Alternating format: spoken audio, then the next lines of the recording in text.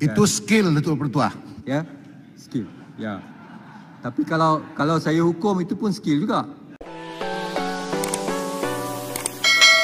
Izinkan saya memberi sepatah dua kata sama ada melalui petua ataupun nasihat.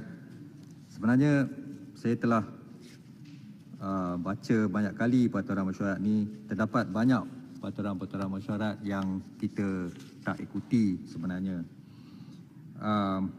Pertamanya peraturan mesyuarat 23/1C. Apabila kita bertanya soalan, kita tak boleh mengandungi apa-apa hujah, apa-apa sangkaan, apa-apa fikiran, tohmah, puji atau keji, atau mengandungi kalimah-kalimah mengelirukan, menyindir atau menyakitkan hati, ataupun mengenai apa-apa perkara dangkal atau meminta penerangan mengenai perkara-perkara remeh. So, selalu sangat saya dengar, tapi saya bagi leeway sebab saya pun budak baru. Kalau saya ketatkan sangat, maka banyak yang komplain. Tapi itu peraturan mesyuarat, peraturan untuk kita semua. Kemudian kita lihat pula kepada peraturan mesyuarat yang sama di paragraf yang lain, mengatakan sesuatu pertanyaan itu tidak boleh dikeluarkan berkenaan dengan sifat atau kelakuan siapa-siapa, melainkan sifat dan kelakuannya dalam menjalankan urusan-urusan jawatannya saja.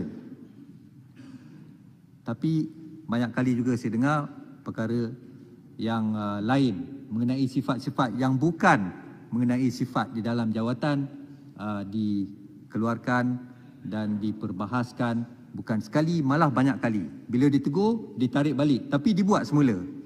So itu macam intentional.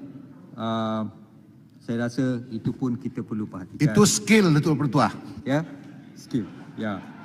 Tapi kalau saya hukum itu pun skill juga. Ya. Kemudian sesuatu pertanyaan yang menuduh atau yang membayangkan tuduhan. So meaning yang tersurat dan yang tersirat lah. So kita menyindir itu kita implied, menuduh ataupun yang membayangkan tuduhan terhadap sifat diri seseorang itu. Tak boleh sebenarnya. Semuanya ada dalam peraturan. Kalau boleh yang berhormat ambil sedikit masa untuk baca peraturan tu, will be very helpful sebenarnya, dengan izin. Kemudian of course kita ada menjadi satu kesalahan untuk menggunakan bahasa kurang sopan, biadab atau membuat pernyataan yang seksis. Kemudiannya, seseorang ahli tidak boleh mengeluarkan sangkaan jahat ke atas sesiapa-siapa ahli lain. So kalau kita kata pencuri, pengkhianat, petualang dan sebagainya, kecuali kalau perkara itu boleh dibuktikan secara fakta, saya rasa tidak kita boleh bercakap di dewan ni. Ya. Kerana mengikut peraturan-peraturan mesyuarat juga, seorang ahli itu adalah bertanggungjawab untuk memastikan apa yang beliau katakan di dewan ini adalah satu fakta. Ya. Kemudian di dalam apa-apa perbahasan tidak boleh disebutkan sekali lagi kelakuan atau sifat siapa-siapa ahli-ahli parlimen atau siapa-siapa pegawai kerajaan selain daripada kelakuan pada menjalankan urusannya saja. So sifat semasa menjalankan urusan dia saja.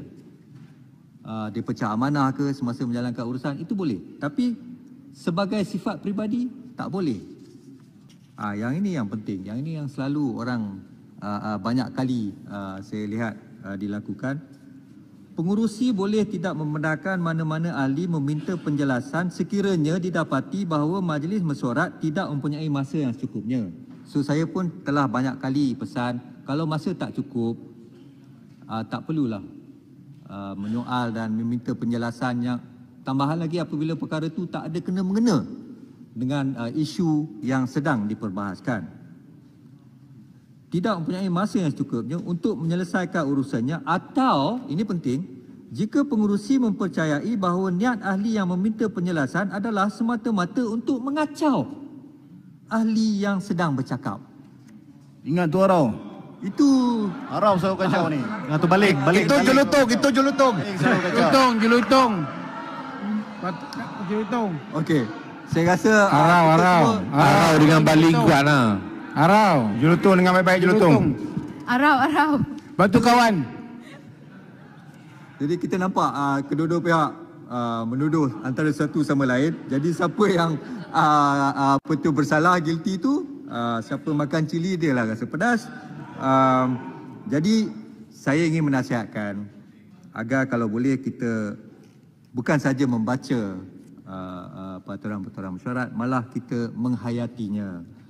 Marilah kita adakan persidangan di dalam Dewan ini dengan harmoni, dengan kualiti debat, kualiti perbahasan yang baik, yang memperdebatkan, yang membahaskan isu-isu yang berkenaan mengenai sesuatu usul itu, agar kita memanfaatkan masa kita di sini.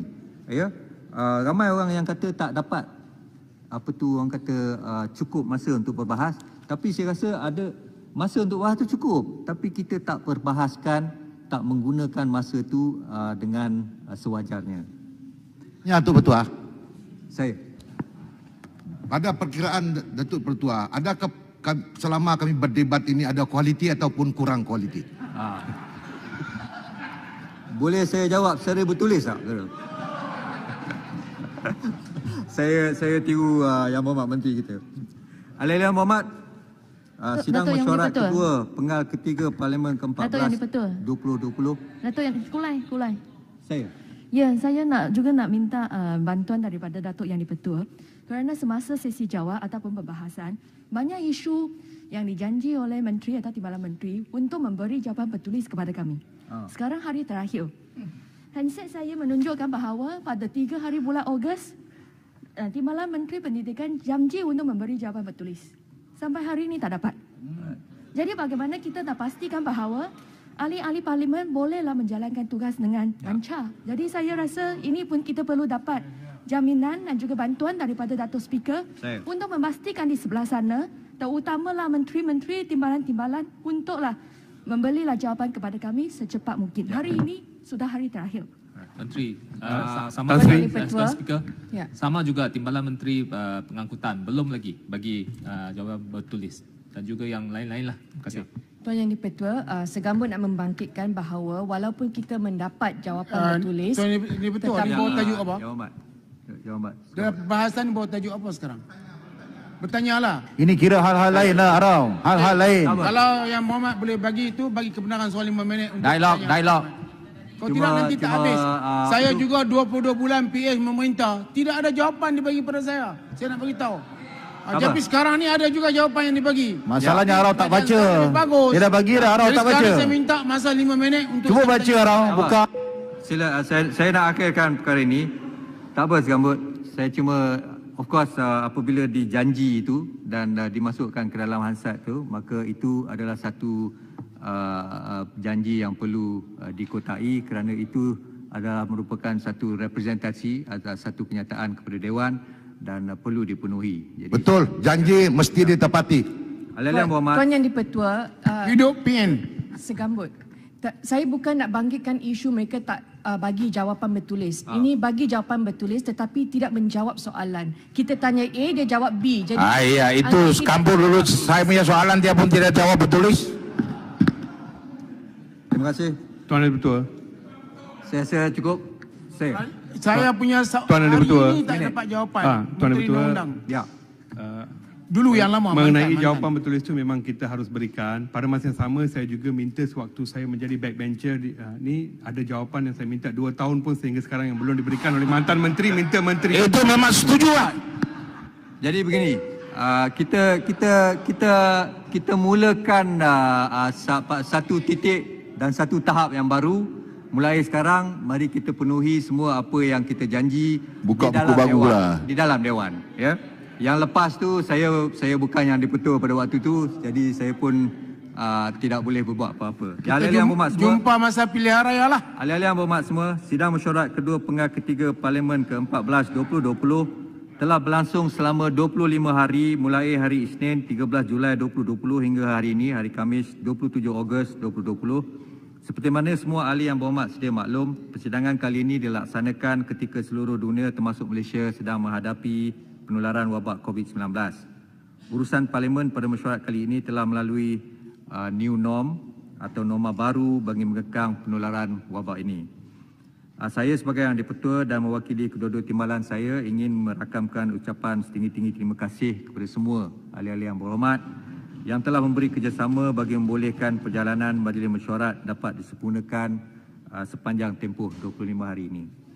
Saya juga mengambil kesempatan ini untuk mengucapkan terima kasih dan penghargaan yang tidak terhingga kepada semua pegawai kerajaan, kaki tangan Parlimen Malaysia, khususnya bahagian pengurusan Dewan Rakyat, wakil-wakil media massa serta semua pihak yang turut terlibat secara langsung maupun tidak langsung dalam pengendalian urusan Majlis Mesyuarat sepanjang tempoh Dewan kali ini bersidang. Ahli-ahli yang berhormat, saya turut ingin mengucapkan selamat Hari Kebangsaan yang akan disambut pada 31 Ogos 2020 dan juga selamat Hari Malaysia yang disambut pada 16 September 2020 kepada semua ahli-ahli yang berhormat dan warga Parlimen Malaysia. Saya juga ingin menasihatkan semua ahli yang berhormat untuk sentiasa mematuhi SOP yang dikeluarkan kerajaan agar kita sama-sama dapat mengekang penularan wabak COVID-19 yang masih belum ada keserahan ini. Oleh kerana ramai ahli yang berhormat berpantun, maka saya pun nak berpantun juga. Biduk berlalu di Tasik Chini, redup di payung awan mega, ternyata cukup sampai di sini mesyuarat kedua penggal ketiga. Akhir kalam, saya ingin mengucapkan kepada semua selamat pulang dan selamat sampai ke destinasi masing-masing. Semoga ahli-ahli yang berhormat sentiasa sihat walafiat di samping keluarga tersayang. Ahli yang berhormat, mesyuarat Dewan pada hari ini ditangguhkan hingga ke suatu tarikh. Hidup Pago. Sekian, terima kasih. Setuju. Assalamualaikum.